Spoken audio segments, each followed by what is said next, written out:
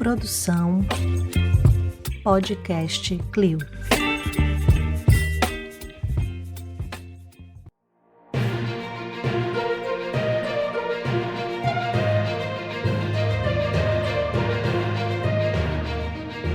Olá, queridos museantes, estão começando aqui mais um Plantão Museando! Plantão Museando com as principais notícias da museologia para você, as notícias quentes, as notícias não tão quentes, as notícias engraçadas e as notícias até que tristes. Será que vamos chorar hoje? Não sei, mas vamos lá. Então, eu sou Gustavo Nalva, comigo Juliana Gueiros. Alô, Brasil! Como vocês estão hoje? Eu espero que bem, ao vivaço conosco aqui. Eu tô tão ansiosa pra gente ver isso no futuro e dar boas risadas. Eu tô. Espero que vocês estejam conosco. E também Marina Gouveia. Alô, museanders! Também tô curiosa para saber como é que isso vai ficar, que aqui isso nos levará. Mas tamo junto, tamo aí. Vamos ver o que tem nesse monte de notícia aqui dessa semana.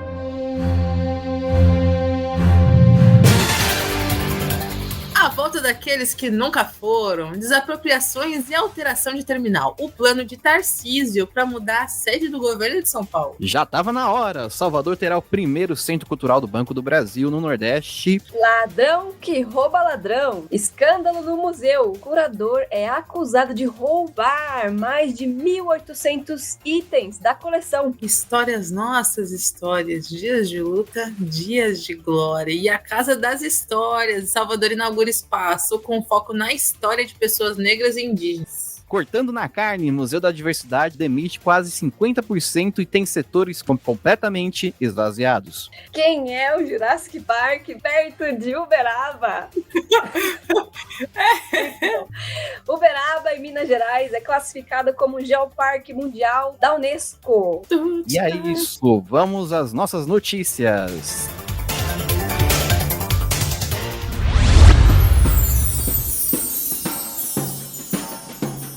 Vamos começar então com a nossa rodada de notícias aqui, começando com São Paulo, né, que é desapropriação e alteração de terminal, o plano de Tarcísio para mudar a sede do governo de São Paulo. Essa notícia é da Carta Capital, tá? Aqui que é pela Carta Capital. E o governo paulista anunciou as diretrizes para transferir sua sede administrativa do Morumbi para a região central da capital. Aí tem uma foto linda de nosso amigo Tarcísio falando muito efusivamente que o governo dele, né, dos republicanos, anunciou nessa quarta, agora dia 27, o plano para iniciar a transferência de sua sede administrativa do Morumbi para a região central da capital de São Paulo. A nova sede será na região dos Campos Elíseos, com a construção de 12 prédios para receber o gabinete do governador e as 28 secretarias da gestão estadual. Além disso, o plano prevê a realocação do terminal Princesa Isabel e a desapropriação de 230 imóveis residenciais do entorno. Segundo o governo, haverá um investimento de 500 milhões de reais nas desapropriações e as famílias impactadas serão ressarcidas por indenizações ou projetos habitacionais nos quais seriam cadastradas com prioridade. Como a Praça Isabel pertence à gestão municipal, o prefeito Ricardo Nunes enviou um projeto à Câmara que prevê a doação da área para o governo estadual. E o Tarcísio também assinou uma declaração de utilidade pública, com validade de 5 anos, para dar ao poder público o direito de desapropriar a área em torno do Palácio dos Campos Elíseos, na região central, atual sede do Museu das Favelas, e transformá-la em zona de interesse público para que só possa ser usada no projeto da nova cidade administrativa. Também nessa quarta, o governo lançou um concurso para escolher o projeto arquitetônico a ser aplicado na nova sede administrativa e que pode custar até 24 milhões de reais. E o pontapé inicial da licitação, segundo a secretário especial do Projetos Estratégicos do Estado, Guilherme Afif Domingos, deve ocorrer ainda esse ano. Os novos prédios devem começar a ser erguidos em março de 2025, com previsão de entrega para 2028. Já na próxima gestão estadual. Olha quanta coisa boa aí para nós falar agora, pra gente discutir um pouquinho. Bom, começando a falar sobre esse caso, na verdade, a sede do governo vai voltar pro Campos Elíseos, né, porque o palácio não foi, onde hoje está o Museu das Favelas, não foi construído nem para ser palácio, nem para ser museu, ele foi construído para ser uma residência, né, eu não lembro agora o nome do cara que morava lá, mas depois foi passado, acho que nos anos 20 ou nos anos 30, para o governo do estado de São Paulo, onde virou residência oficial do governador. Salvador durante um bom tempo, depois saiu daqui e foi pro Morumbi, no Palácio das Indústrias, que se eu não Palácio das Indústrias não, no Palácio dos Bandeirantes, se eu não me engano, seria uma universidade financiada pelo Matarazzo, uma coisa assim. E é bem interessante porque Matarazzo, não sei, né, como italiano, não só a Prefeitura de São Paulo, que é também o edifício Matarazzo, tem uma arquitetura fascista, né, tipo, dita fascista por conta da época, né, e é uma arquitetura inspirada na arquitetura italiana durante o governo Mussolini, e o governo do estado de São Paulo, né, o Palácio dos Bandeirantes, também tem esse mesmo tipo de arquitetura. Então é bem interessante, né, assim, atiça a curiosidade.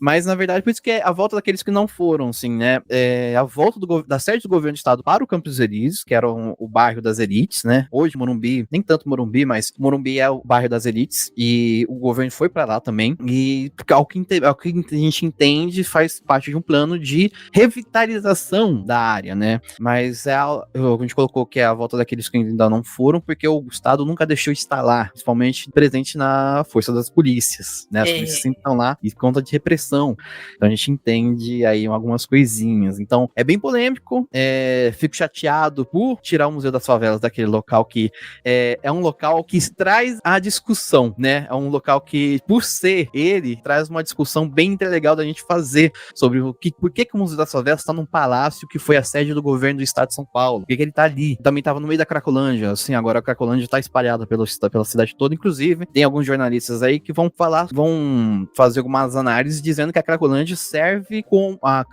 ela é manipulada de um lugar para o outro, né, remanejada de um lugar para o outro, para servir de especulação imobiliária, para fazer o preço dos terrenos, das casas locais caírem, para depois as construtoras caírem em cima daquele local, né, as construtoras estão acabando com a cidade de São Paulo.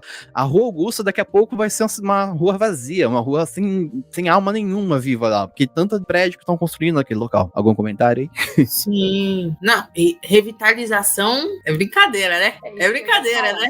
É gentrificação pura. É um negócio assim que não dá nem pra dizer. Quer falar mais alguma coisa? Eu queria falar justamente nesse sentido dessa perspectiva de gentrificar, né? Não é uma novidade aqui em São Paulo. Vira e mexe acontece isso. Até usando equipamento cultural, né? A gente não tá ileso dessa lógica. Mas, nesse caso, também fico pensando do tipo, o cara vai começar a construir um projeto meio megalomaníaco e não vai ser terminado na gestão dele, vai deixar pra gestão próxima, ou seja, segura que o filho é teu daqui a pouco. Fico pensando o quanto isso vai impactar em termos de dinheiros públicos e, enfim, não sabemos quem será a próxima gestão, mas se a gestão não for alinhada com isso, como que vai ficar esse projeto, né? Vai dar pra paralisar o projeto? E por aí vai.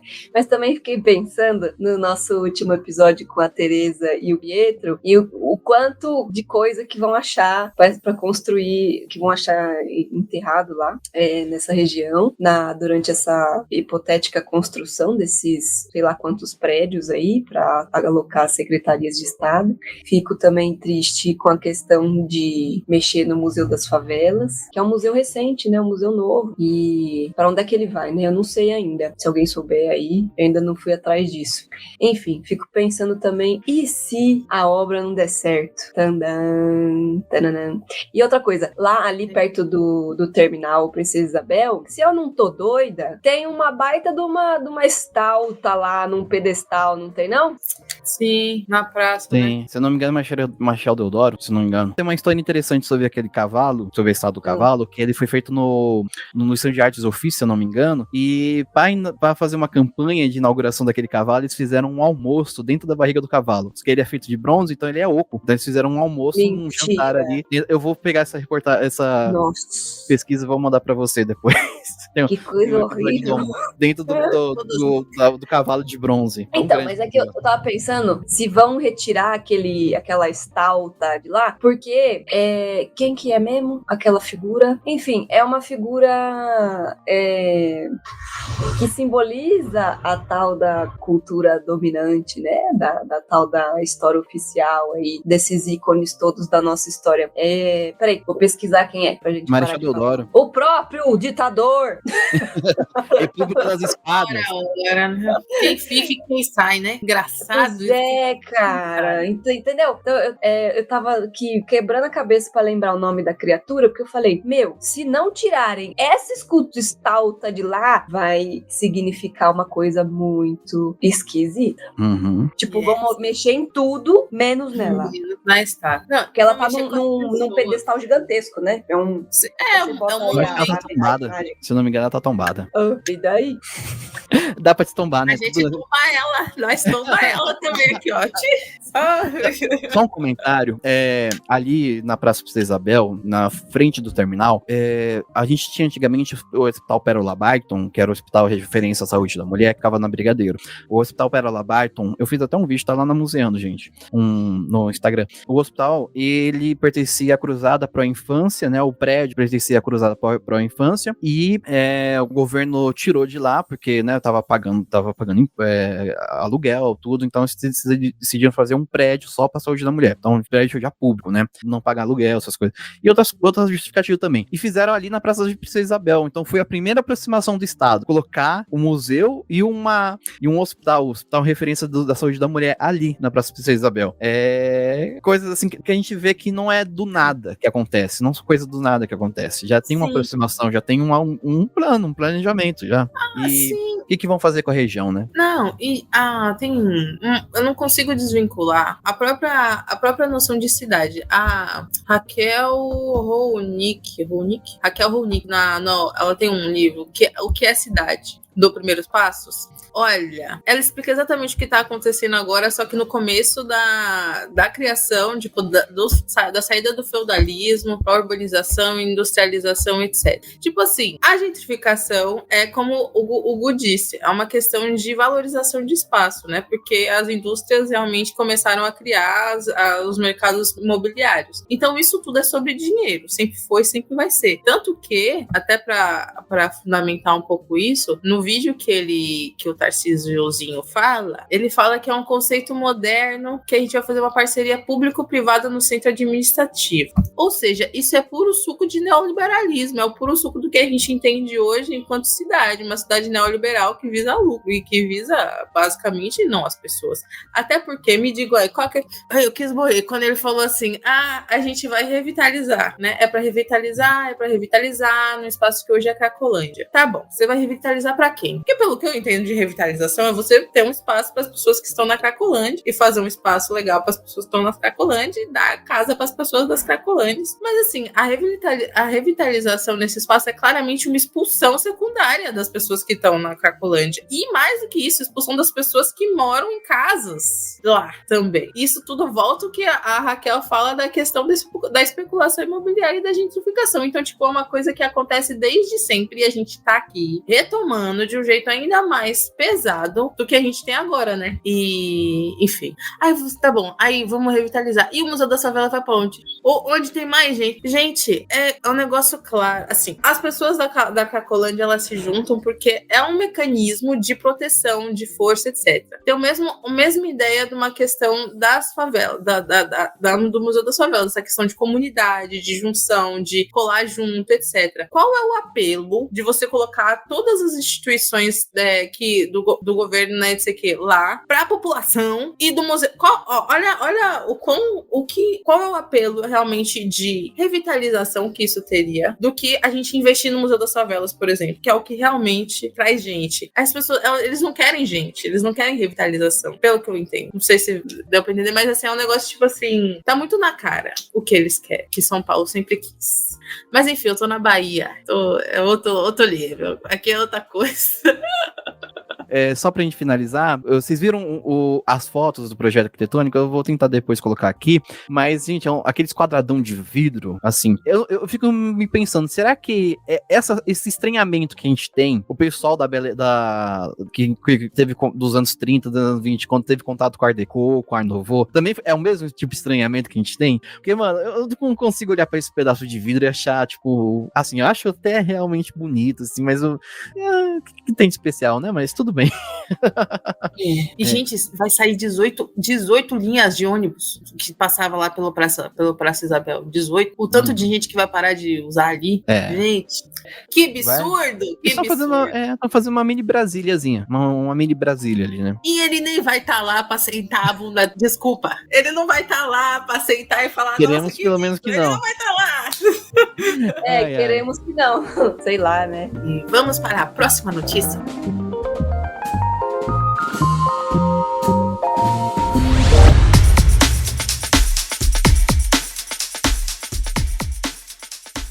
Salvador terá o primeiro Centro Cultural do Banco do Brasil no Nordeste. Matéria do Correio 24 Horas por Milena Marques.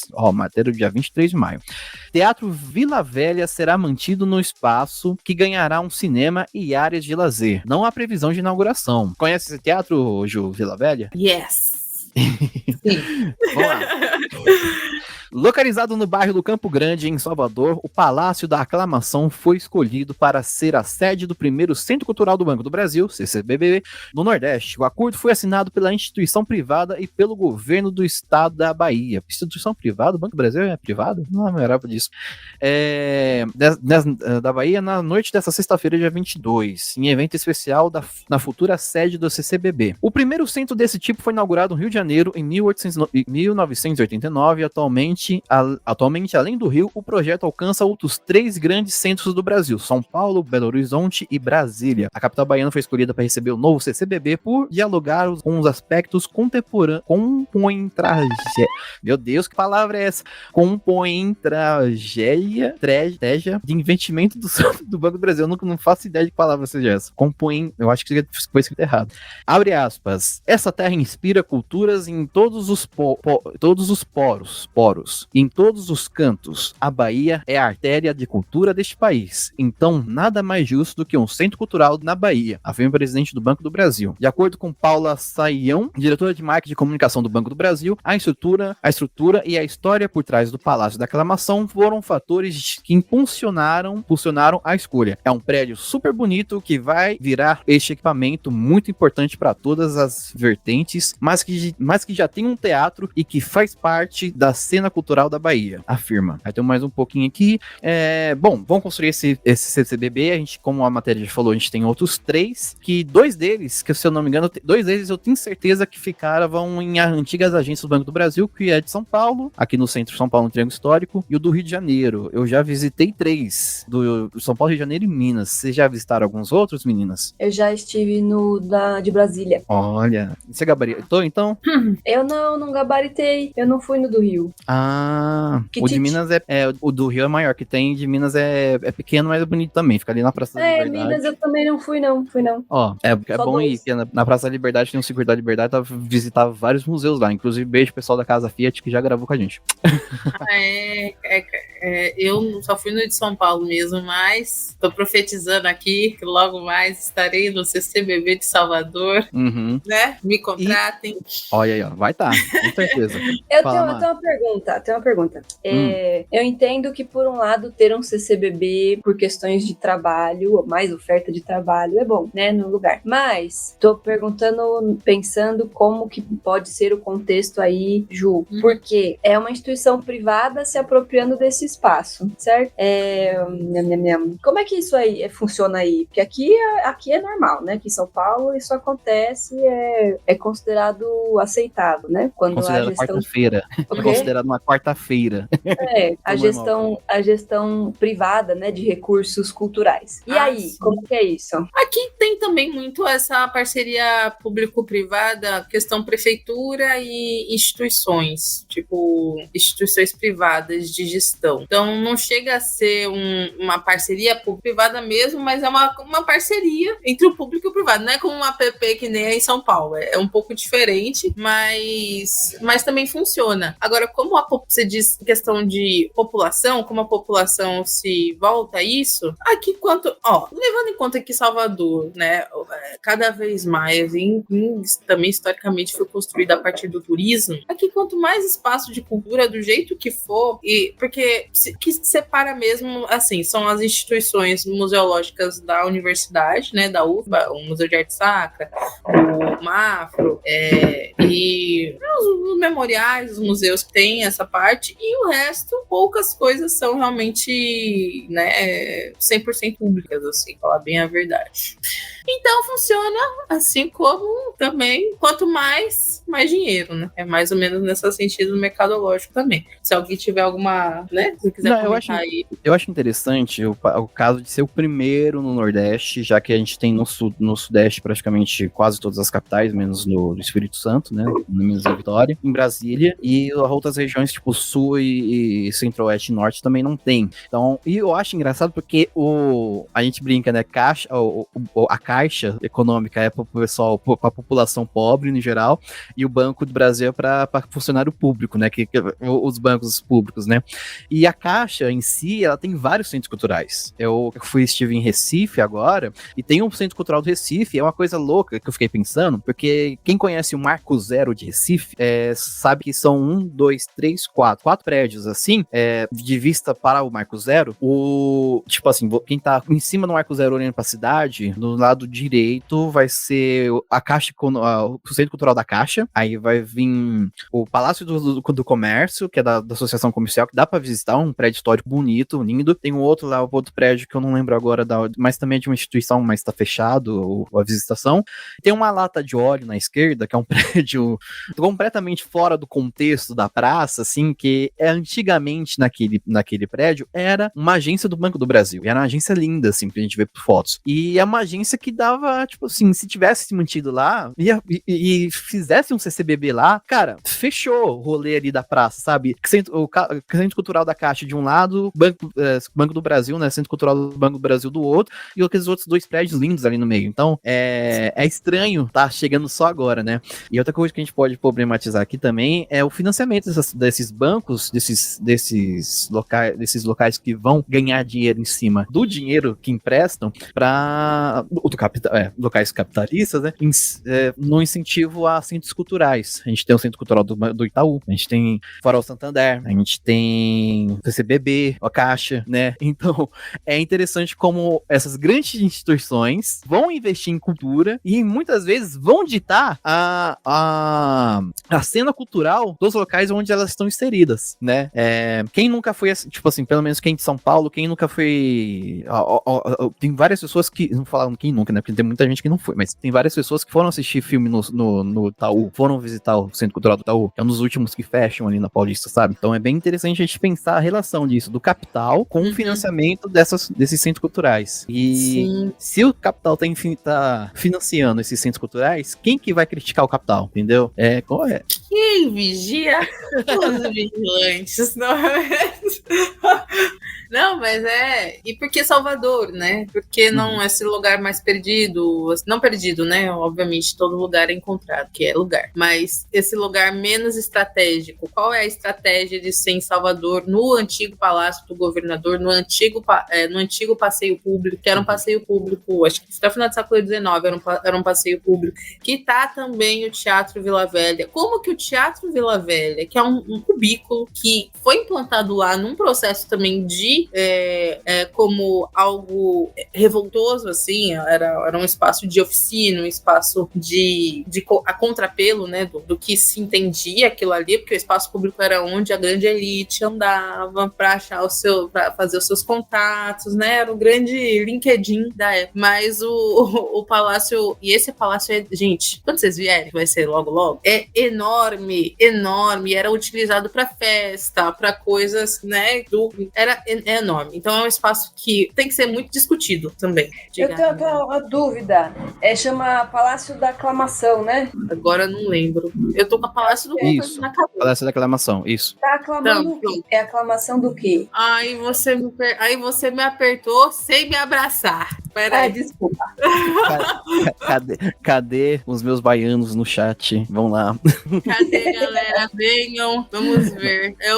É porque é Palácio dos Governadores, porque foi a residência oficial, né, dos governadores. Palacete dos Morais. Agora, porque é Palácio da Aclamação. Quem souber aí, responde nos. O que será que foi aclamado ali, né? Então. Eu vou pesquisar aqui, é uma grande pergunta. Vamos para a próxima. Já trago essa resposta. E vamos para a próxima notícia.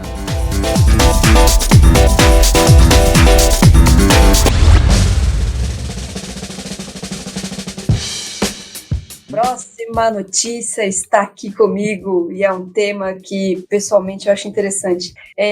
Escândalo no museu. Curador é acusado de roubar mais de 1.800 itens da coleção. E vocês não sabem de que museu essa reportagem está falando.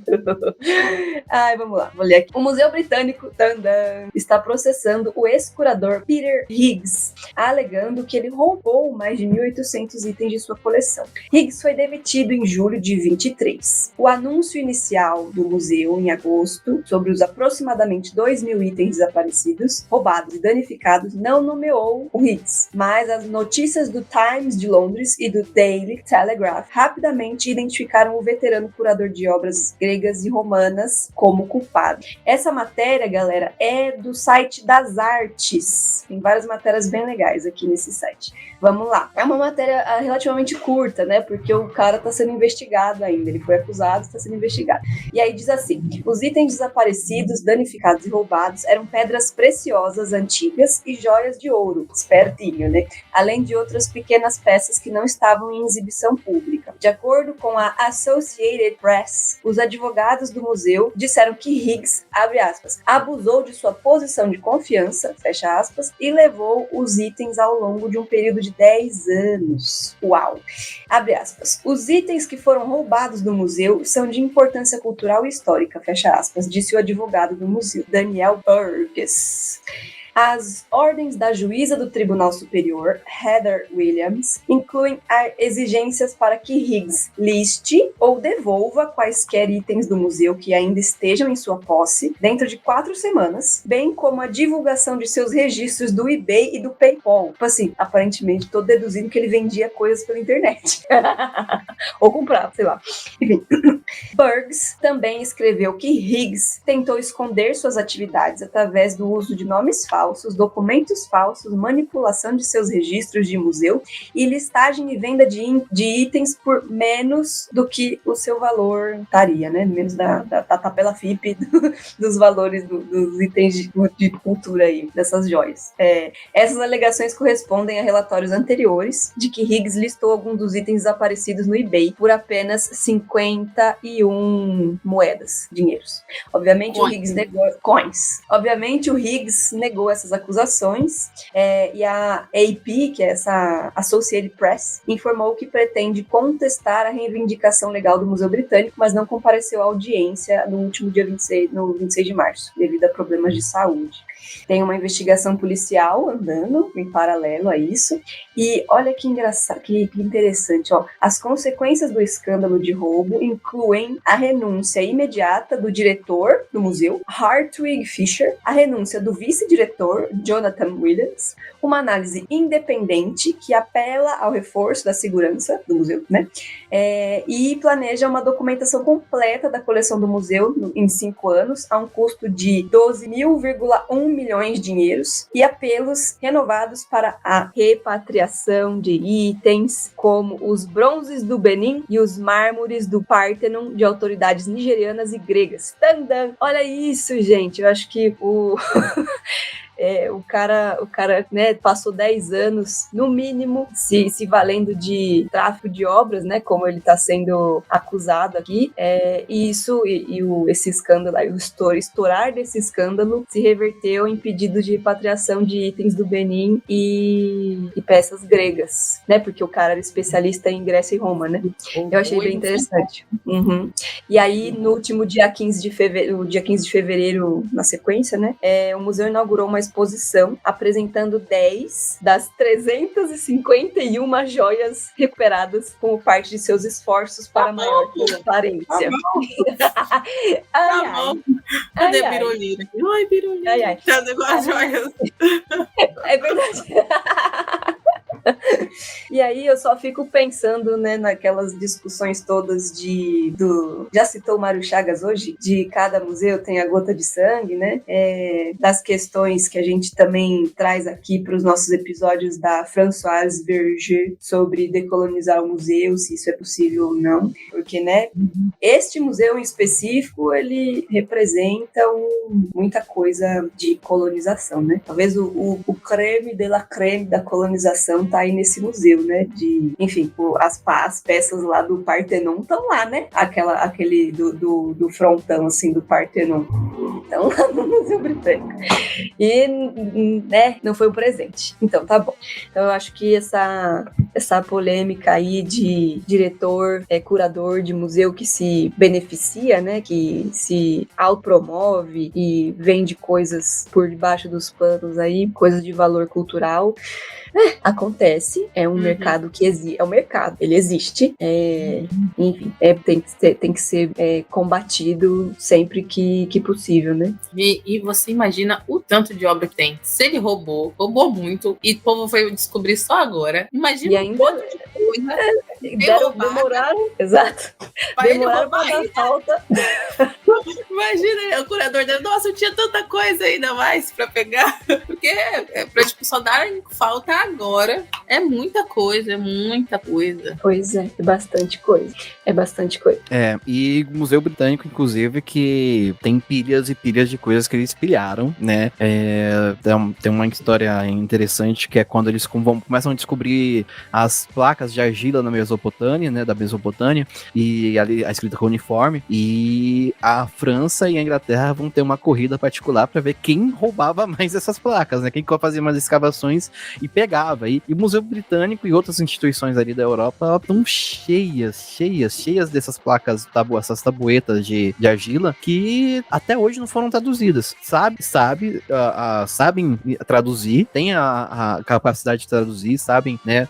Tem gente que lê essas placas, mas não tem mão de obra suficiente de tanta coisa que tem lá, né? Tem um problema de formação de profissionais e também tem um problema de estar lá, né? Então, é incrível, assim. E lembrando aqui, Sérgio Buarque de Holanda, né? O homem cordial, né? Confunde a coisa pública com a coisa privada. Então, obrigado. E vocês acham que ladrão que rouba ladrão tem 100 anos de perdão? Fica a dúvida aí pra vocês, pessoal. Respondam aí, museanders. Depois Durmam com essa pergunta. Bora pra próxima. Próxima notícia.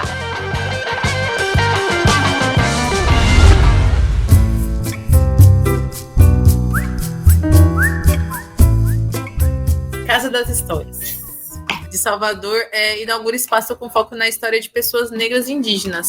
Essa reportagem está no Terra e foi feito por Giovanni Ramos. E aí ele diz que o primeiro centro de interpretação do patrimônio da capital baiana promove a reflexão da história e memória da cidade em seus quase 5 séculos de existência. O post Casa das Histórias, Salvador inaugura espaço com foco na história de pessoas negras e indígenas, apareceu primeiro em Alma Preta. Inclusive, é ótimo, pesquisem. Alma Preta é um canal de informação muito legal. Gente, a Prefeitura de Salvador, ela inaugurou a Casa das Histórias de Salvador, conhecida como CHS agora. Primeiro centro de Isso eu fiquei um pouco... Vou trazer essa pergunta daqui a pouco, mas primeiro centro de interpretação do patrimônio da capital baiana e o Arquivo Municipal de Salvador. Esses espaços, com acervo digital e físico, apresentarão uma nova narrativa sobre os quase 5 séculos da cidade, destacando histórias, saberes e fazeres de pessoas comuns, frequentemente negligenciadas pela história oficial. E localizada no bairro do Comércio, que é onde tem o Mercado Modelo também, tem o Elevador Lacerda. A Casa de História de Salvador, instalada em um casarão centenário, completamente revitalizado, foca na contribuição das pessoas negras e indígenas para a formação da cidade. O espaço convida a população a participar ativamente e refletir sobre os sentidos, memórias e o futuro da capital baiana. E a Casa das Histórias proporcionará uma imersão pela cidade em 4 andares, com festas populares e acesso a parte do acervo do Arquivo Público Municipal. Um prédio de 12 andares integrado a CHS VHS. Então é um outro prédio integrado à Casa de História de Salvador. O acervo é composto por mais de 4 milhões de documentos e 193 mil itens documentais. Foi totalmente recuperado e digitalizado. Trabalho. As escadas do patrimônio interligam os andares, representando a riqueza histórica e cultural de Salvador por meio de 50 imagens decoradas em 600 azulejos. O espaço também destaca paisagens naturais da cidade, uma maquete topográfica do centro histórico e uma trilha sonora original. O secretário Pedro Tourinho destaca em nota que a Casa das Histórias promoverá uma reflexão sobre a memória da cidade, contando sua própria história através das memórias escritas, orais, ecológicas e visuais. O equipamento municipal é gerido pela Secretaria da Cultura do Turismo, Secult, e conta com museografia assinada pela curadora Ana Helena Kut. O projeto foi financiado com recursos da Prodetur. É bem promissor, assim. Ana Helena foi minha professora. Foi? Então, aí vem o questionamento, né? Também trazer uma galera de São Paulo para fazer a museografia do espaço que conta a história de Salvador. Só isso aí. Vou jogar essa para vocês. Vamos aí. Vocês têm para falar sobre isso? Eu achei interessante chamarem Casa das Histórias e não Casa das Memórias, que a memória é a palavra que tá no hype hoje em dia, né? Todo curso que a gente vai fazer é memória de não sei o que, memória. E eu achei interessante pegar essa palavra, histórias, né? O que eles quiseram, o que eles estão querendo dizer com histórias, né?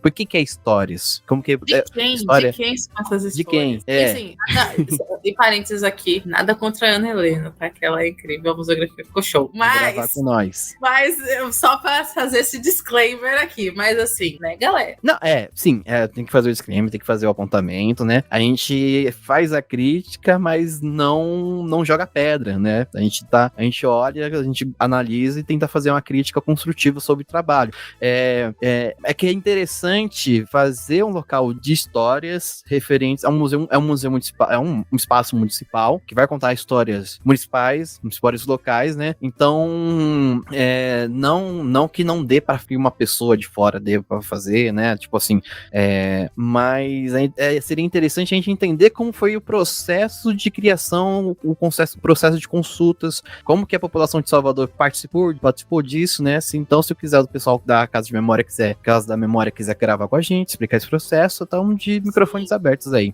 Que é interessante a gente entender como foi feito algo sobre a história sobre histórias de Salvador com as pessoas de Salvador. Seria interessante a gente pensar isso. Isso, e eu acho interessante a gente pensar sobre isso também, que agora eu fiquei, assim, pensativo. O que vocês acham disso? De, tipo assim, alguém de São Paulo vir fazer a museografia de um lugar sobre a Casa das Histórias de Salvador? Porque eu também sou de São Paulo, né? E tô fazendo coisas aqui. Aí eu fiquei agora, me coloquei no meu lugar. Fiquei assim, o quê? Se coloque no seu lugar. Fiquei...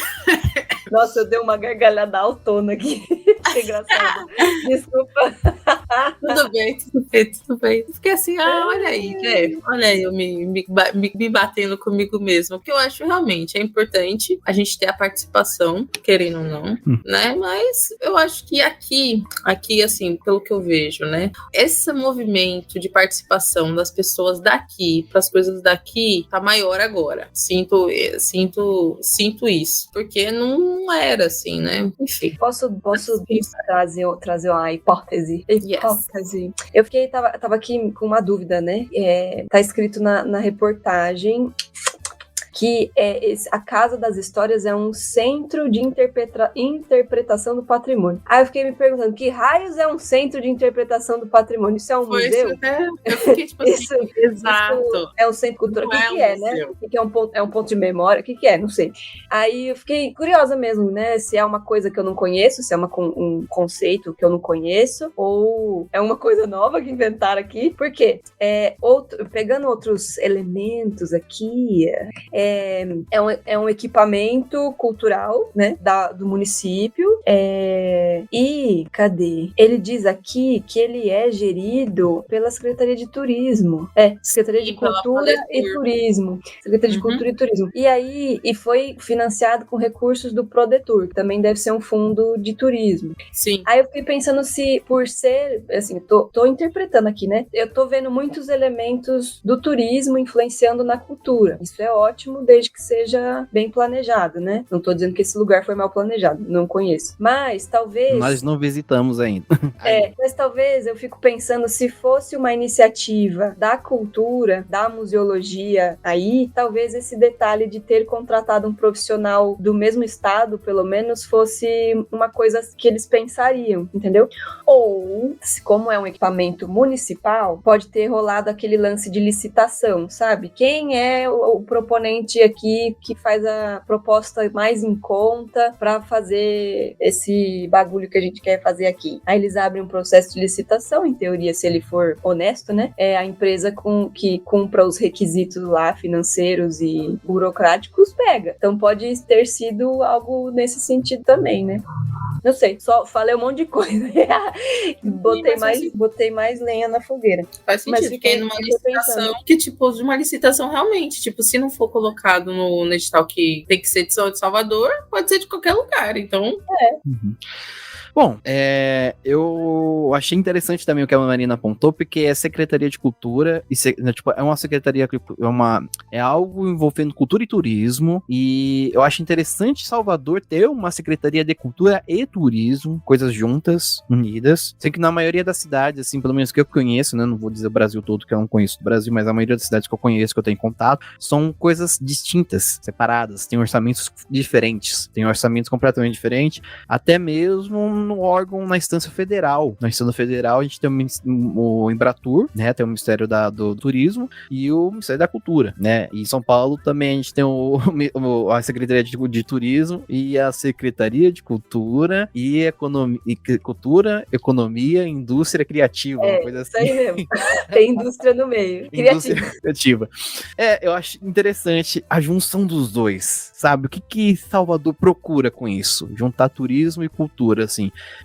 Um alimenta o outro, um absorve o outro, um serve de base ao outro, os dois conseguem andar de mãos juntas. É algo interessante a se entender. Sim, eu estou trabalhando, a Má me ajudou muito a tirar essa demonificação ao turismo, ao lazer, essas coisas assim. Eu estou tentando me desvincular um pouco, abrir um pouco meu coração de pedra, mas é porque, como eu disse, Salvador, ela, em política pública, desde o começo, foi pensado, de certa forma, pro turismo. Então, essa junção é nova, acho que foi ano retrasado, acho que teve essa junção, se eu não me engano. Não lembro.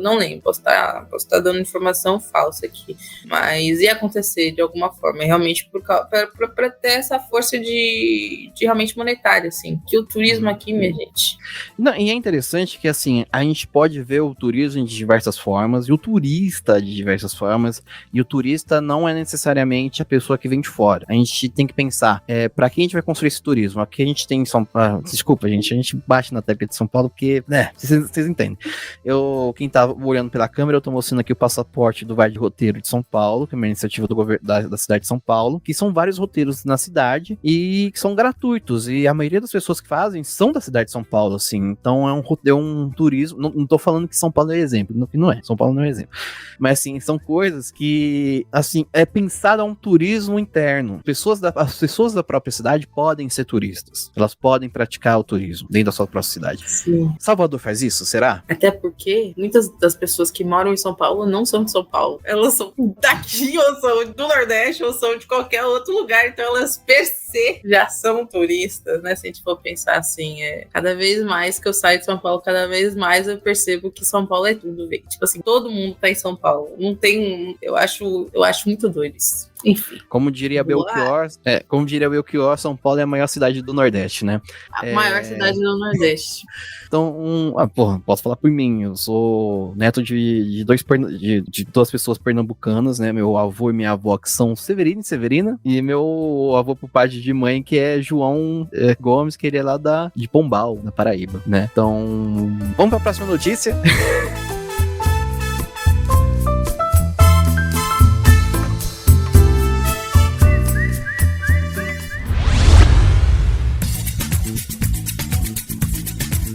Agora agora é polêmica, hein, gente? Chegou o momento da polêmica.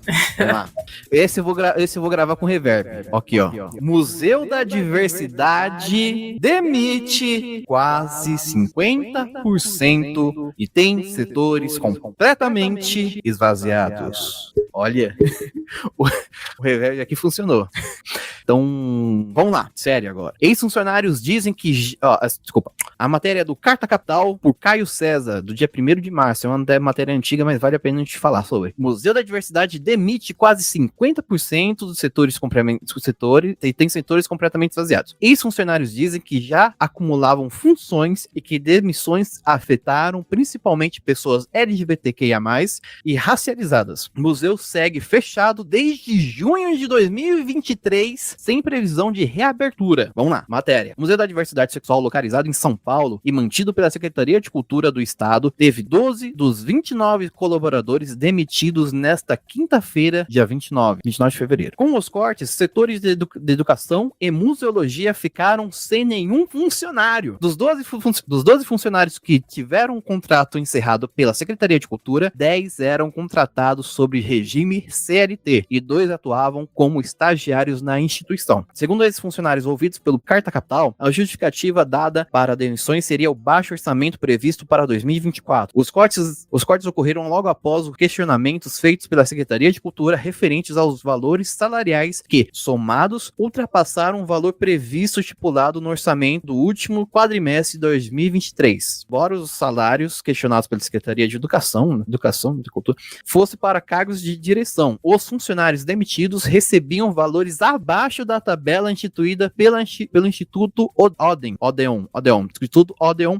mantenedor do espaço após a concessão via licitação. Eles alegam que as demissões atingiram principalmente pessoas LGBTQIA+, racializadas dentro da instituição, o que segundo eles seria uma conduta LGBT-fóbica e higienista praticada pela gestão Tarcísio de Freitas. Olha ele voltando aqui no nosso episódio. Antes das demissões, funcionários do museu relatam que enfrentavam desvio e acúmulo de funções, aos quais se submetiam para manter os empregos enquanto a sede principal do MDS, que é o Museu da Diversidade Sexual, localizado no mezanino da Metrô República, permanece fechada. Desde 2022, o Museu da Diversidade enfrenta dificuldades para manter as portas abertas e retomar o funcionamento regular. Naquele ano, uma decisão do Tribunal de Justiça determinou suspensão do contrato com o mantenedor, o Instituto Odeon, após a ação apresentada pelo deputado estadual, o carteiro Raiaça, que a gente num plantão aqui da museu, a gente falou sobre esse caso. Nem vou falar o nome dele, que, né, estamos aí em ano de eleição, mas o carteiro Raiaça,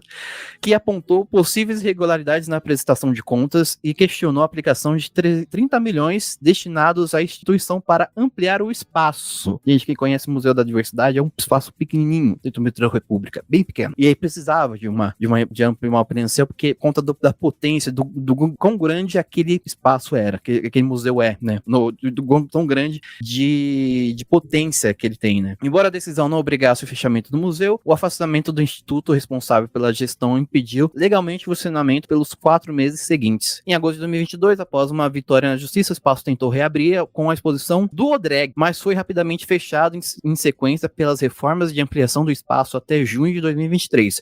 Durante esses meses seguintes, o espaço principal permaneceu fechado, mas o centro de referência se manteve aberto e abrigou pequenas exposições cujo funcionamento foi marcado por incertezas. Em outubro do ano passado, foi concluída a montagem de uma exposição que marcaria a reinauguração do museu, mas não chegou a ser exibida ao público. Desde então, não há previsão para a reabertura do espaço. Questionado pela Carta Capital sobre a motivação para o corte no quadro de funcionários no museu, a Secretaria de Cultura de São Paulo justificou que a reabertura do espaço está sendo promovida uma reestruturação na equipe para possibilitar melhor suporte aos visitantes. Também procurado, o Instituto Odeon reforça a posição dada pela Secretaria de que a decisão foi tomada para o objetivo de oferecer a melhor experiência ao público visitante e, ao mesmo tempo, proteger o bom funcionamento e saúde financeira da instituição. E acaba aqui a matéria. Eita! Foi difícil de engolir isso aí. Tudo muito estranho. Muito esquisito. Vou demitir todo mundo aqui, que aí depois eu contrato todo mundo ali, e aí não sei o que para cuidar da saúde financeira de mim mesmo. Muito estranho isso aí. Sabe o que eu fiquei pensando? Aqui, ó, tô também especulando, né? Lá na pandemia, rolou uma demissão também alta, se eu não me engano, no Museu de Arte Sacra, e aqui em São Paulo. E a secretaria falou, não faça isso, museu. E aí a galera não foi demitida, teve um reajuste no salário, aquela coisa de reajuste no contrato por conta da pandemia, né? E agora, tudo bem demitir as pessoas para a saúde financeira da instituição, né? Então, meio esquisito. Assim, qual seria o argumento que justificasse isso? Contexto? Não me parece ser só o contexto, né? Não me parece ser justificável. Fico também pensando, assim, eu lembro sempre da aula do professor João, lá da ETEC, que eu perguntei algumas coisas para ele. Foi na época que a definição de museus, a nova definição de museus estava sendo votada lá, e aí a gente estava discutindo a importância de ter alguns termos específicos nessa definição para que os museus sejam de fato instituições permanentes, abertas ao público, sem fins lucrativos e por aí vai. E aí, quando acontecem esses casos de fechamento de museu, assim, o quanto é difícil, o quanto é fácil fechar um museu, burocraticamente falando. Você vai desestruturando a instituição até ela ruir por si só. É como acontece com os bens tombados que acabam sendo largados por aí e depois o pessoal demole, põe abaixo, dizendo que ninguém cuidou, né? Então, sei lá, meio esquisito isso. Fico pensando nessa suposta fragilidade de um museu, ele tem que ser uma instituição permanente, idealmente, mas nem o Estado cumpre esse compromisso, né? Complexo. Sim. E duas, não só a museu, a gente trouxe só nesse plantão 2 lugares que foram fechados, que é o Museu das Favelas e o Museu da Diversidade. E olha desculpa, o Museu das Favelas, não, só pra gente ser justo, o Museu das Favelas vai ser remanejado. Mas mesmo assim vai matar a justificativa do território, né? Que é uma coisa bem interessante de ser discutida. E bem museus de temáticas minoritárias, assim. Vou reformular. A violência que ambos sofreram por parte da galera. Tipo, um fechando e o outro tendo de ser remanejado, se desapropriando de toda a narrativa de apropriação do espaço da burguesia e tendo que se apropriar disso, tendo que era uma história que se tinha dentro da instituição. Para onde ela vai agora? Vai ser um lugar tão significativo? Para onde o Museu da Diversidade? Como o Museu da Diversidade vai melhorar, vai aumentar? Ele vai sair do buraco? Não tinha uma história que o Museu da Diversidade ia ganhar um casarão na Paulista. Não tinha essa história aí também? Tinha aquele casarão que ele tá abandonado, entre aspas, na frente perto do MASP, eu esqueci o nome mas é um casarão bem famoso, que era pra ir pra lá, era pra ser mudado pra lá, né, porque e também ia dar ia dar uma grande visibilidade ao museu, que é um museu que ficava escondido, quem passava pelo metrô da República e não tá ligado nesses lances de museu, nem sabia que aquele metrô tava aquele museu tava dentro da estação, né, ele era escondido, ele era embaixo da terra, ele era um espaço ali no meio do metrô, que era um espaço também de acolhida, que a gente conhecemos pessoas e visitamos aquele espaço e sabemos que tinha gente, que o pessoal do museu chegou a comentar com a gente casos de ocorrer violências lá em cima, na Praça da República, e a população LGBT que estava ocupando aquele entorno, correr para dentro do museu para se abrigar, entendeu? Exato. Então, a potência desse museu para a comunidade, né, ou as pessoas que ele representa, ou representava, não sei como é que vai ficar agora, né? Um lugar estratégico, né, Gu? De tipo, sim. Eu entendo que talvez, estando num casarão, não seja tão interessante, assim, acho que é isso, é uma dualidade muito, muito, assim, interessante, porque estando num casarão, talvez ele não fosse tão atrativo pro próprio público que o compõe, tipo assim, no próprio público a quem é endereçado, que é para todo o público, né, público em geral, etc, mas em suas linhas na política deve ter pessoas LGBTQIAP+, acho que tem mais uma letra agora, LGBTQIA+, participei mais, enfim, e tudo mais.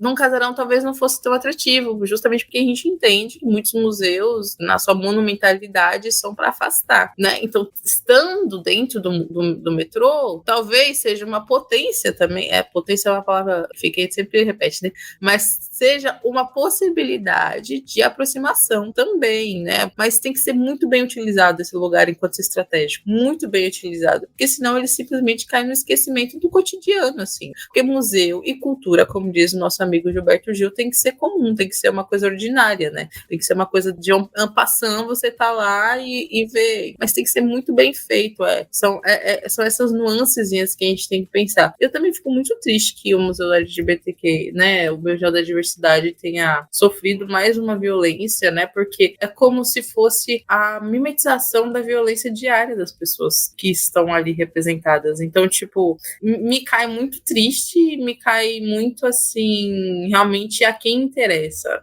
Isso.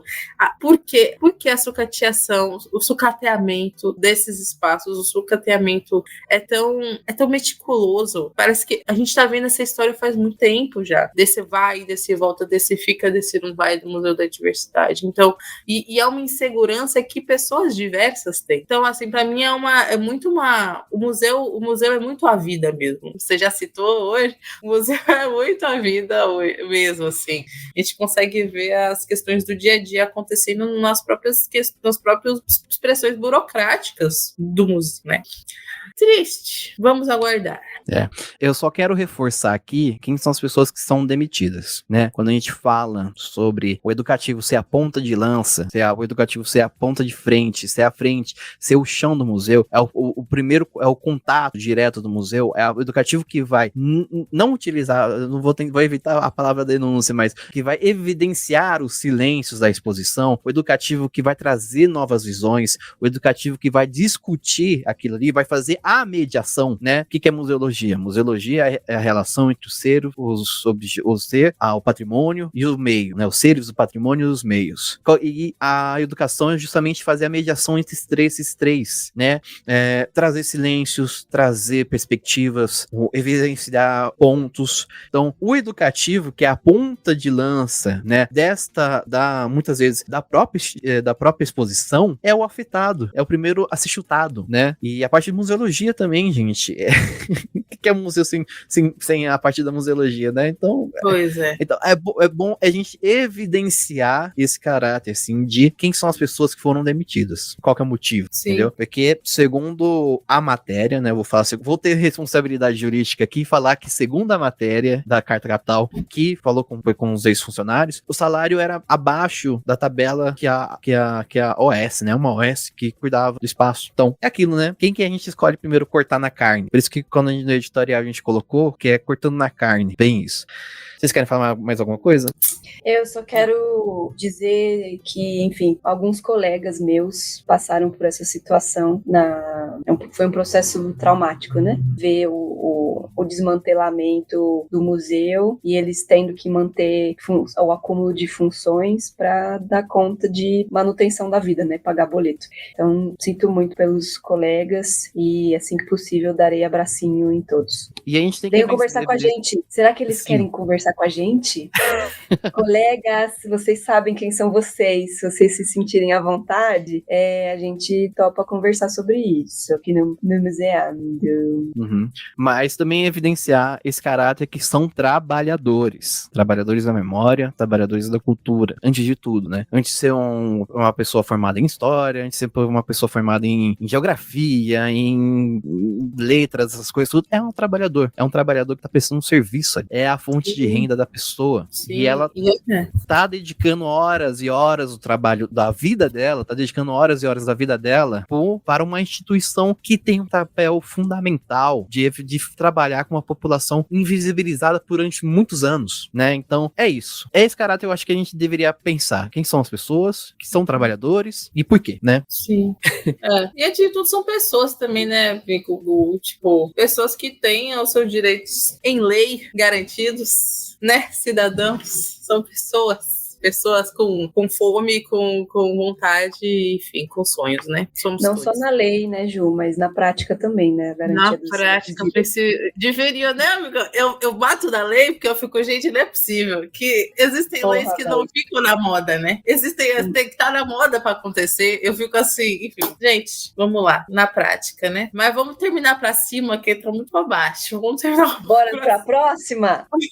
Então vamos pra próxima notícia, que é pra dar um up e a gente conseguir aqui finalizar, pelo menos dormir bem hoje, que a gente tá gravando aqui uma quinta-feira, 10h30 da noite. Então vamos pra próxima notícia.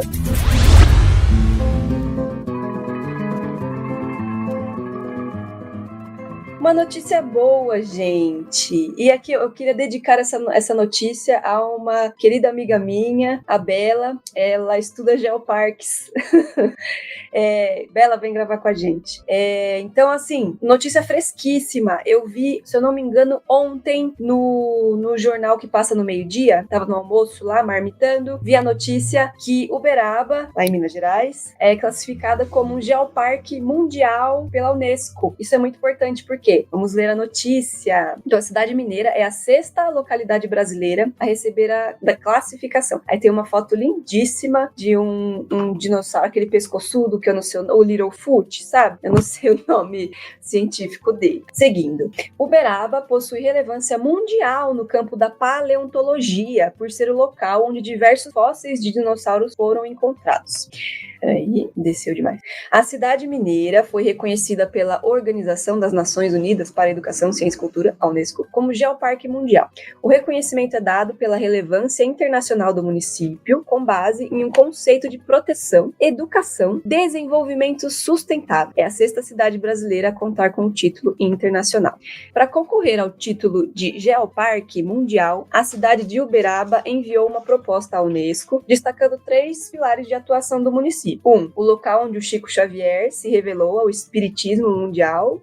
2. Capital mundial do zebu, que é um tipo de gado. E 3. Terra dos dinossauros do Brasil. O título reforça a promoção do turismo sustentável, tanto no município quanto no estado de Minas Gerais, além de influenciar no desenvolvimento econômico da população local. Em todo o mundo, apenas 213 cidades em 48 países possuem o título concedido a Uberaba, ou seja, um título muito chique. E aí diz assim, é uma fala da Fabiana Oliveira, coordenadora geral de produtos e experiências turísticas do Ministério do Turismo. A chancela internacional da Unesco permite que esses geoparques se destaquem como territórios de desenvolvimento sustentável, além de se tornarem produtos turísticos de destaque internacional. Com isso, o Brasil aumenta sua competitividade e visibilidade nesse tipo de turismo. Olha aí o turismo e cultura andando junto novamente. Interessante esse caso. Quero muito saber mais sobre geoparques. E aí explica rapidamente o que é um geoparque, né? Então, geoparques são áreas geográficas unificadas de relevância geológica internacional e que são administrados com base em um conceito de proteção, educação e desenvolvimento sustentável. O título não está ligado apenas à questão geológica, mas busca ampliar a exploração e o desenvolvimento das regiões em aspectos naturais, culturais e imateriais. A certificação demonstra a presença de espaços com diversidade de opções de turismo que servem como alternativa para o desenvolvimento dos municípios. E aí tem uma listinha aqui de outras localidades brasileiras que possuem o título de Geoparque Mundial. Araripe, que fica na região do Ceará, Pernambuco e Piauí. Seridó, beijo pessoal lá do Museu do Seridó. Caminhos dos Canyons do Sul, que fica entre Santa Catarina e o Rio Grande do Sul. Caçapa do Sul, no Rio Grande do Sul. Quarta Colônia, também no Sul. E Uberaba, agora em Minas Gerais. Então a gente tem essa listinha aí de geoparques mundiais. Certo? Fico pensando na especulação imobiliária. Mentira! Eu achei muito legal ter esse destaque para mais uma localidade brasileira, né? Sim, eu acho que é interessante, assim, que como a gente acaba esquecendo que tem história e tem outras vidas, assim, ocorrendo aqui no nosso espaço antes da chegada dos colonizadores, né? Da invasão dos portugueses. Então, esse é bem antes, né? Isso sim. Não, é que a gente acha, principalmente por conta de um soft power norte-americano, norte-americano, eu falei bonito agora, Falou. que é esse negócio de dinossauro, esses animais pré-históricos são apartados daqui, né? A gente tem essa sensação que a gente tá bem distante, assim, a gente tá distante em tempo, mas não de localidade, né? Então, só voltando no raciocínio que eu tava, a gente acaba esquecendo que tinham pessoas aqui antes, e antes dessas pessoas tinha uma megafauna, e antes dessa megafauna tinha dinossauros, e antes, sabe, o Brasil, em questão de fósseis, assim, a gente só não tem muito mais estudos e muito mais profissionais trabalhando por uma falta de investimento mesmo. Mas, assim, o Brasil é potente, né, nessa área da paleontologia, dos estudos, assim, pré-históricos. Aqui no interior de São Paulo mesmo, se eu não me engano, tem cidades que tem pegadas de dinossauro. Pegadas, né? Ainda não. Então, é bem interessante. Gostei da notícia. Vamos para Uberaba. Vamos para Uberaba. Eu tava pensando aqui, lendo a notícia, eu lembro de uma aula de geografia do professor Hamilton, querido professor Hamilton do ensino médio, um beijo. Ele dizia assim, quando a gente tava tendo aula eu não sei se a topografia é a matéria certa para falar. Me desculpem, meus amigos da geografia, se eu estiver equivocada. Mas ele tava dizendo que o território do Brasil é um território que não tem tantas montanhas, né? O relevo não é muito alto, e isso é um indicativo de que é um terreno já bem utilizado, mais antigo, ou seja, ele foi mais desgastado ao longo do tempo, enfim, eu lembro de alguma coisa assim da aula dele, e fico pensando, se de fato essa lógica que eu tô me lembrando, ela faz sentido, o Brasil é um território super antigo, então faz, assim, a lógica do soft power norte-americano, ela é desmentida pela própria terra, pelo próprio formato da geografia aqui do nosso país, né? Então, enfim, se é um território antigo, tem muita história aqui que a gente não tá nem ligado. E o colonialismo tá aí pra ou silenciar ou dominar esse conhecimento, né? Sim, agora a nossa parte é só cuidar para que nada seja roubado, seja bem bonitinho, organizado, né? Seja bem estudado, e que esse espaço fomente também, né? As universidades ao redor, que seja um espaço realmente de pesquisa, que já mas que seja ainda mais, e chamar as pessoas que venham falar com a gente sobre isso também, que é realmente algo muito interessante, né? A museologia, a gente fala que é muito sobre pessoas, o museu é sobre pessoas, e para além de pessoas, os antepassados das galinhas, né? Você tem galinha hoje, né? No caso. Quem veio primeiro? O ovo ou a galinha? Mas eu acho muito legal, eu fico feliz também. Que bom que a gente terminou lá em cima. Terminamos lá em cima. Sim, com uma boa notícia. Com potências. Notícia de potência. Potências pré-históricas. Pré-históricas, turísticas, culturais, sim, paleontológicas. A gente nunca gravou com um paleontólogo, né? Paleontólogo, venham conversar com a gente. É muito interessante. Eu não conheço quase nada disso, né? Só acho muito legal. Inclusive, eu tenho no mestrado, aqui no PPG-MUS, a professora Isabel Landim, se eu não tô falando uma grande besteira, ela é especialista em fóssil de peixe. E tem um nome muito interessante que eu nunca esqueci. Se eu falei errado, eu memorizei errado, tá? Chama ictiologia. Isso. É isso, né? É isso mesmo, é. E aí eu fiquei, uau, gente, a pessoa é especialista em fóssil de peixe pré-histórico. Ela fica lá no museu, no Zoologia. No museu de... eu acho que eu e uma amiga minha, olha que história. Eu já contei essa história. Que a gente foi entregar uma pedra que tinha putz, eu não vou saber os nomes certinhos, mas tinha imagem certinha de um peixe. A imagem não, né? O fóssil de um peixe. Fóssil, né? Um peixe... Não era o peixe fossilizado, mas era uma pedra que tinha o desenho... O carimbo do peixe. O carimbo do peixe. Foi a impressão do peixe, assim. Legal. Exato. E aí a gente vocês acharam onde essa pedra? Veja, tava na casa da minha amiga Joyce. Beijo, Joyce, saudades. Tava na casa da tia da minha amiga. E aí ela falou, isso aqui é um fóssil, calma lá. Mas o que acontece? Era comum vender isso em feiras, tipo Minas, não sei o que, assim, não sei se em São Paulo talvez, né? Porque em São Paulo se vende tudo e todos. Mas eu acho que em Minas, acho que era em Minas lindas que ela comprou numa feira e aí tava lá na casa dela, mas era muito comum isso. Que doideira. Eu já vi vídeo no TikTok de uma galera pega acho que vai na cachoeira, sei lá, no rio, pega uma pedra, Isso, quebra a pedra no meio e tem um fóssil lá, tem um de conchinha, não sei o quê. Nessa pegada. Ai, que legal. O Brasil é incrível, gente. O que estraga é a fanbase. O que estraga é a fanbase. Mas tudo certo. Não é nem a fanbase, é a elite mesmo, é a elite desse país.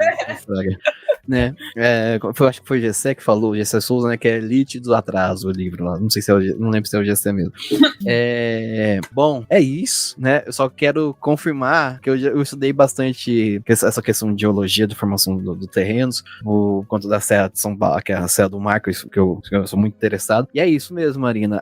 Os locais mais altos que a gente tem aqui na Terra atualmente são muito recentes, são bem recentes, né? O Himalaia é o choque da placa do subcontinente indiano com a placa asiática, né? Então as duas se chocaram e criou o Himalaia. Tanto que ele é gigantesco aí, porque é muito recente esse choque. Recente, assim, tipo, não existia humanidade, né? Mas, né, em tempos geológicos, da Terra, né? Tempos geológicos é muito recente. E a Cordilheira dos Andes também, até hoje ela tá se chocando, né? A Cordilheira dos Andes tá se chocando com a placa a placa sul-americana tá se chocando com a placa do Pacífico, né? Então, são lugares bem recentes. E São Paulo, Brasil em geral, como é um terreno muito baixo, é porque é muito antigo, né? E a gente tá no meio de uma placa tônica, né? Então, pra gente estar no meio de uma placa tônica é porque há muito tempo essa placa tá girando aí. E é isso.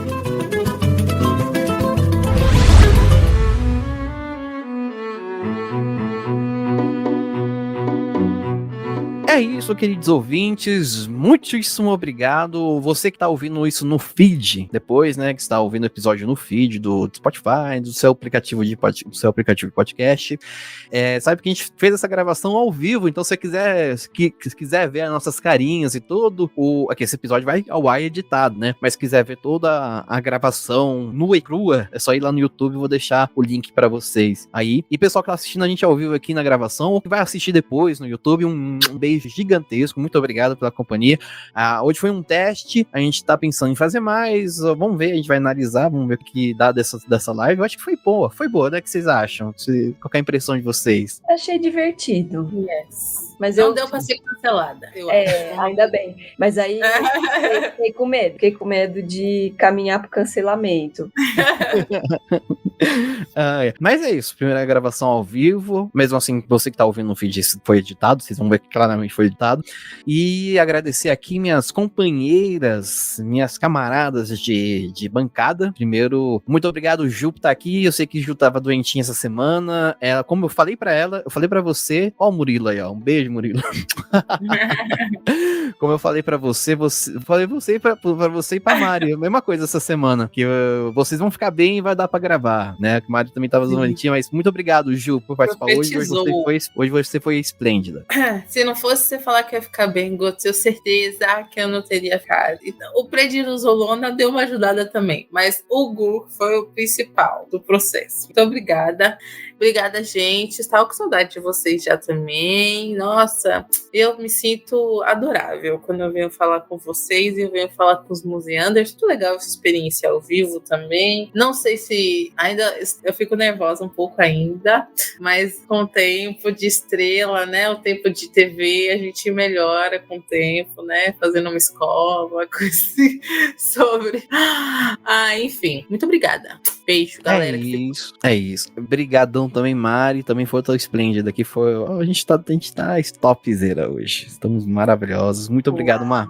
Eu que agradeço sempre a conversa com vocês. Achei interessante esse formato teste para mostrar como a gente é, na verdade, o nosso âmago, a nossa alma de podcaster, sem edição, sem filtro, sem maquiagem, cara lavada. Foi interessante. Depois compartilhem a opinião de vocês, museanders. E muito, muito obrigada. Muito, muito, muito obrigada mesmo por essa gravação, por tudo, pela vida, pelos museanders.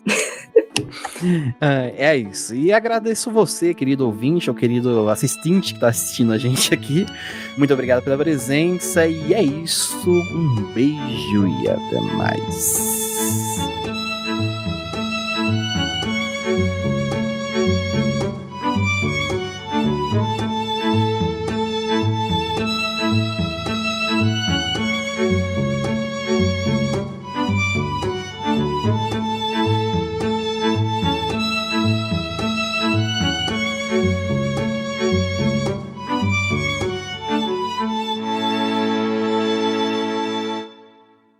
Muito obrigado, vão com Deus, valeu. Santos!